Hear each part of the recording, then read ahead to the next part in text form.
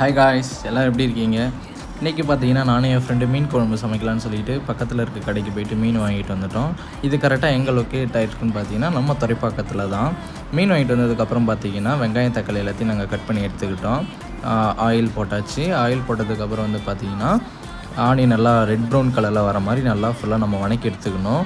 வணக்கி எடுத்துகிட்டு பார்த்திங்கன்னா இது நானும் என் ஃப்ரெண்டு மட்டும் தான் சாப்பிட போகிறோம். 2 பேர் சாப்பிட்றதால தான் இவ்வளோ ஆனியன் இவ்வளோ மீன் மட்டும். ஸோ அதனால் பார்த்திங்கன்னா வீட்டில் இருந்து அரைச்சி எடுத்துகிட்டு வந்த மிளகா பொடி தான் நாங்கள் வந்து போட்டோம். நல்லா ஃப்ரை பண்ணி நல்லா வணக்கிட்டதுக்கப்புறம் பார்த்திங்கன்னா நல்லா புளி தண்ணி போட்டுட்டு அது ஒரு 15